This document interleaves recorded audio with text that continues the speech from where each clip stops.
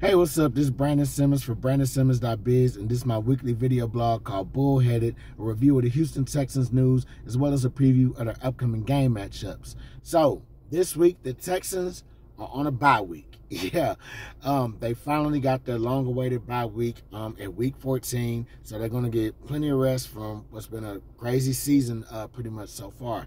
So, I'm definitely going to talk about, what I think about the season, highs and lows, and all that. But first, I have to address a little situation that obviously happened in the Jacksonville game this past Sunday. So, as we all know, Azeez Al-Shaair got suspended 3 games for a hit that he put on Jaguars quarterback Trevor. So, how it went is Lawrence was actually scrambling on the play in the second quarter, and as he was trying to slide, Al-Shaair, hit him. So the ref, they threw the flag on, which is, common for something like that. And, after the hit, Lawrence was a little bit shaken up after that. So it wasn't like a normal shaking up. It was like, he was out. You know what I'm saying? So, after the ref throws a flag, a couple of Jaguars players they took issue with that, obviously.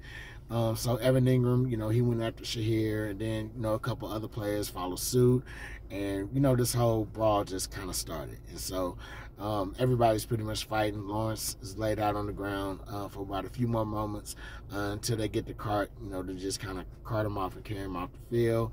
The brawl continues going until, D'Amico Ryans comes in and just kind of, protects his player.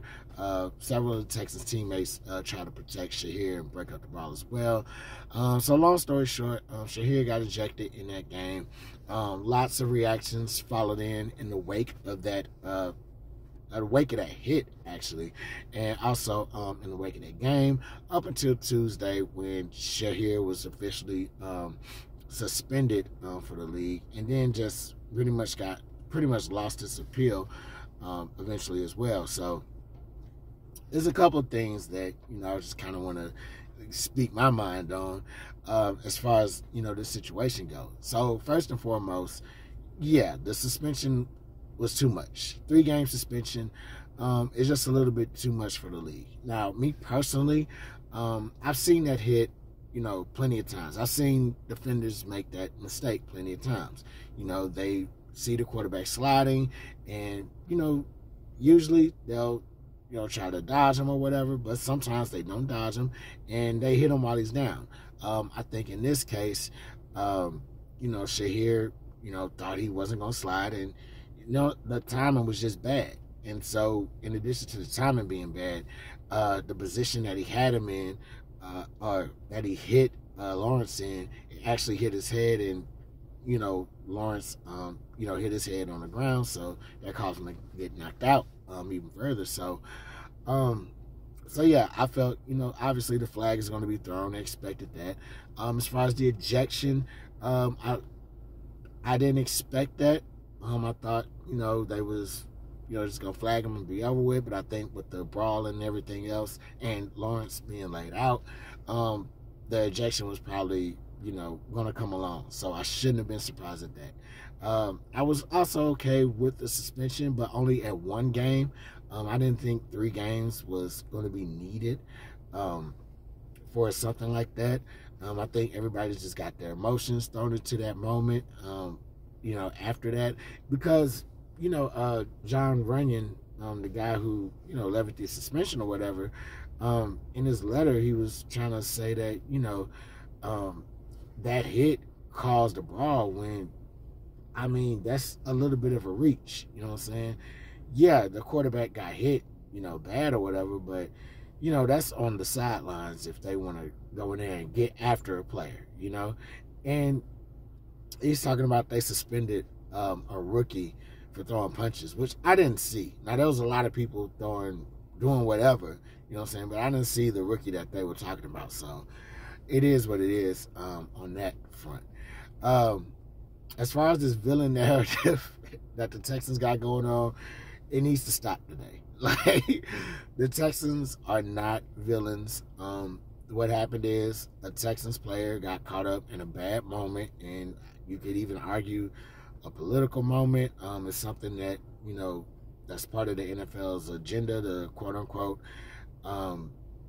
enact player safety. And me personally, well, I'm gonna just leave that alone, because the term player safety that requires a whole other conversation that I'm pretty sure a lot of players would, are probably having and would agree with. But I just think it's a whole other conversation for a whole other day, to be honest with you.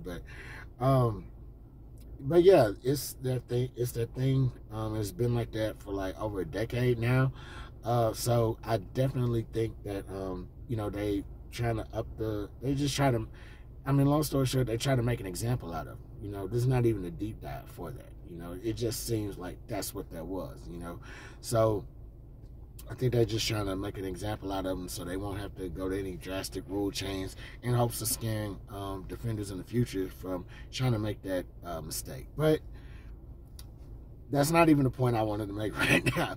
The villain narrative, yes. Look, the Texans, I get it.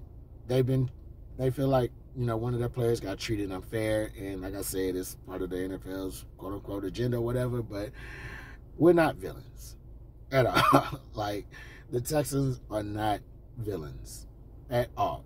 You know what I'm saying? The quarterback got hit. It's unfortunate that, he got knocked out of the game. And even him, like, having a season ended, his season was going to end anyway. Like, they were going to shelve him anyway, whether it's from that hit, whether it's from this shoulder surgery that he's going to be having, maybe from the fact that the Jaguars are like 2-9 out of 2-10, I think, out of the playoffs, and there's nothing. They don't want to risk him getting hurt, so his season was going to end anyway. So we're not villains at all. That, in fact, after the last, I can argue that the Texans have never been more loved by the national media than this season. These last 2 seasons, actually. You know what I'm saying? Our quarterback is still holding Bible study every week, so it's hard to hate us. You know what I'm saying? Like, we've been slighted before, we've been overlooked and things like that, but as far as like made villains of what? Like, you know what I'm saying? People still love us out here, so we got to stop the villain narrative. Just go out there, play hard, and, you know what I'm saying? We got this. So, after that, man, just going forward, I don't know. We're supposed to, like, going forward, we're supposed to be getting Christian McCaffrey. We're supposed to be getting Christian Harris back pretty soon. So hopefully, he'll step into that role. But I definitely think this will blow over with us. I don't think it'll affect anything major. We got a pretty solid linebacking core. Totu, he's there still. You know what I'm saying? We got a pretty solid defensive core as well. So I don't think this suspension is going to be the downfall of the Texans as much as we want to believe that. It's just not going to happen. So it is what it is on that. But with that being said, the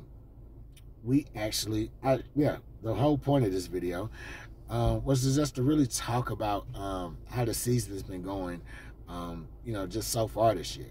And quite frankly, it's been a mixed reaction season, to be honest with you. And so the reactions are kind of mixed for me, because I feel like it's a little bit of an underwhelming feeling.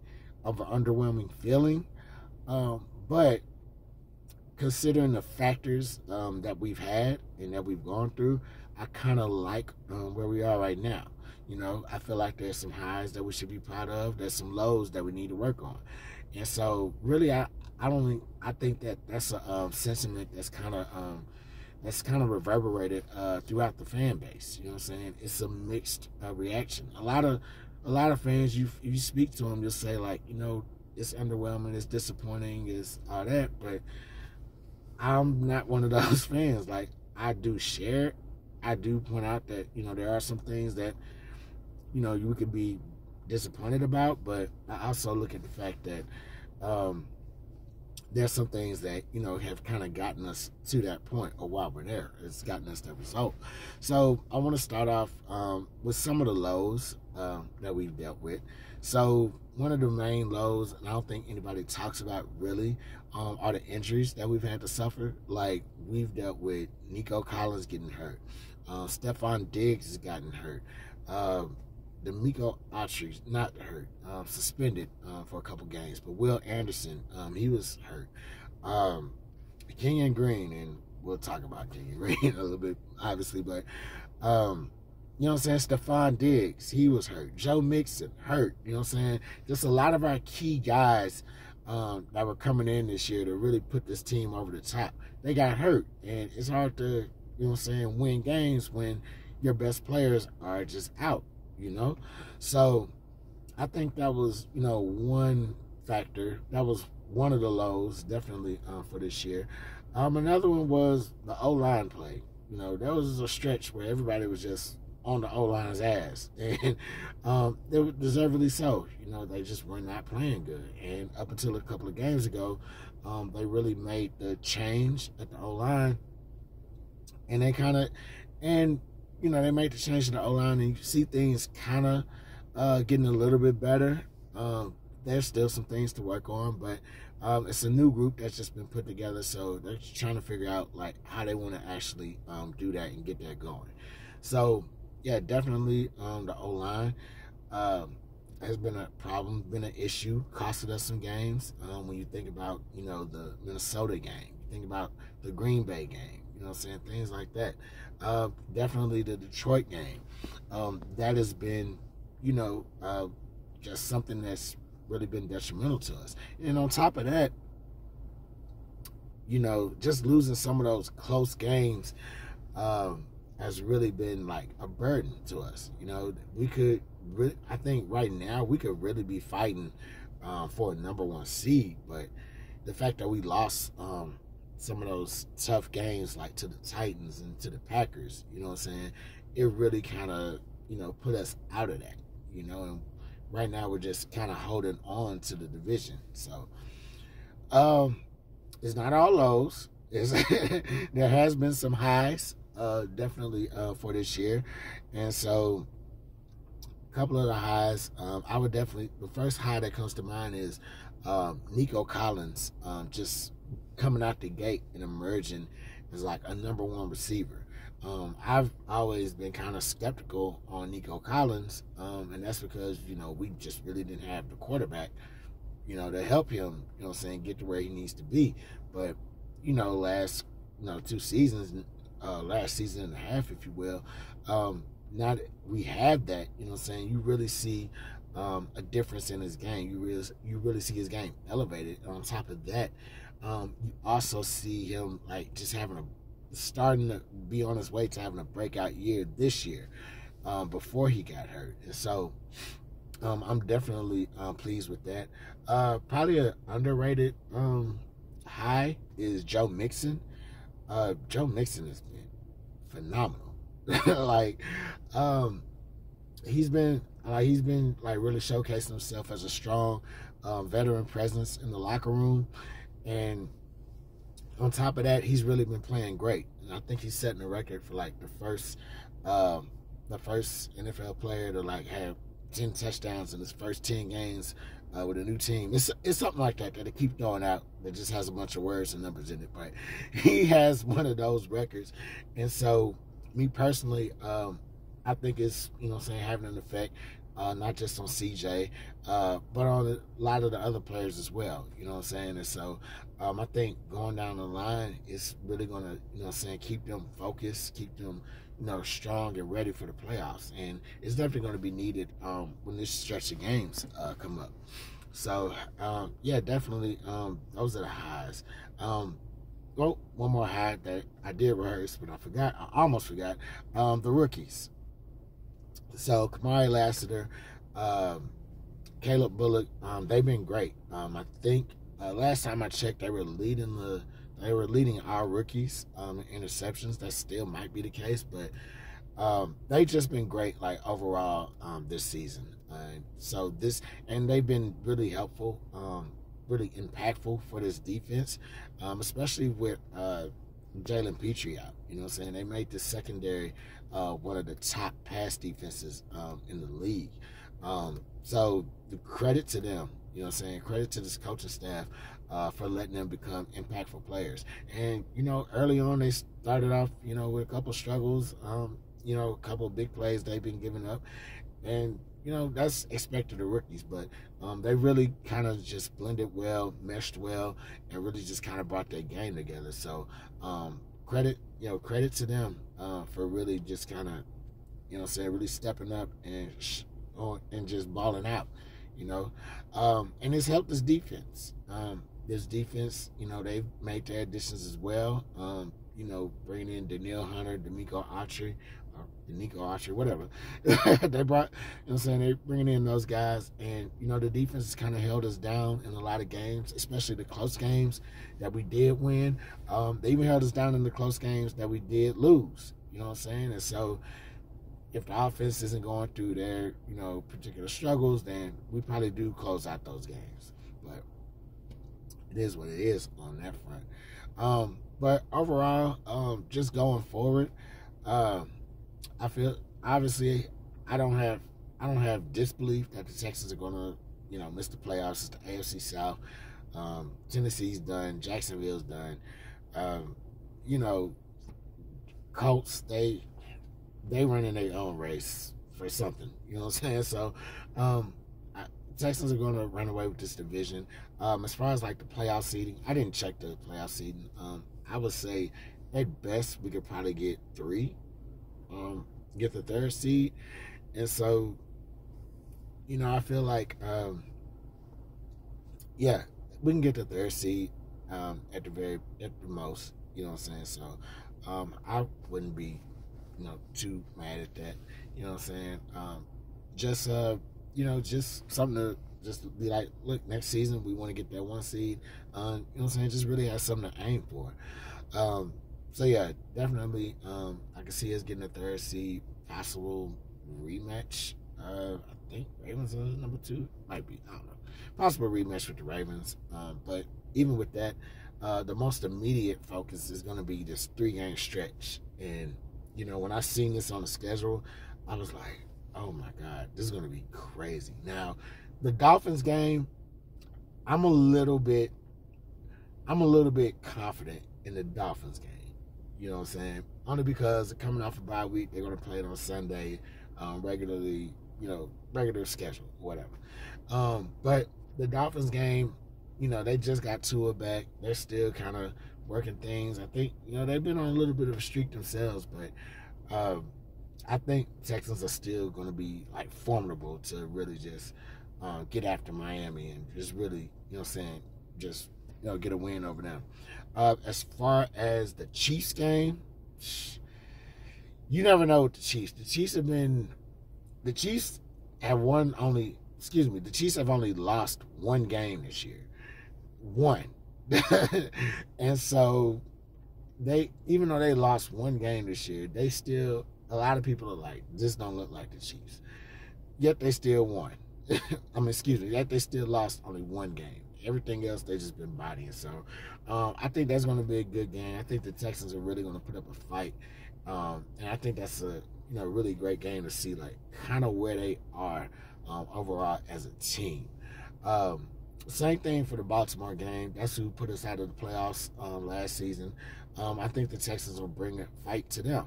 You know what I'm saying? So this is going to be a good 3-game stretch, and it's going to come at a time, you know, right before the season ends. And so I think they also get, like, I think that Ravens game is going to be the last of this 3-game stretch, and it's going to be right before the season ends. So, yeah, it's going to be right before they're going to get a little bit of extended bye week right before the Titans game in week 18. And so this 3-game stretch, I looked at it, it didn't look that bad. It seemed like the normal, normal setup for anybody that's going to play Thursday night football within a few moments. I think the thing is, everybody's going to be kind of worn out. And so maybe this bye week was by design, but you know what I'm saying? We'll see. Other than that, man, Texans are going to be okay. Playoffs, I think they'll get a playoff win in this year. I think they'll make it back to the second round, and you just got to see what they do from there. So, that's all I got for y'all this week. I'm going to go take me a bye-week break or whatever. If you're watching this on Facebook, facebook.com/BrandonBlog. Like this video, share my video. If you're watching this on YouTube, like the video and click that subscribe button. I'm Brandon Simmons from BrandonSimmons.biz. Holla black.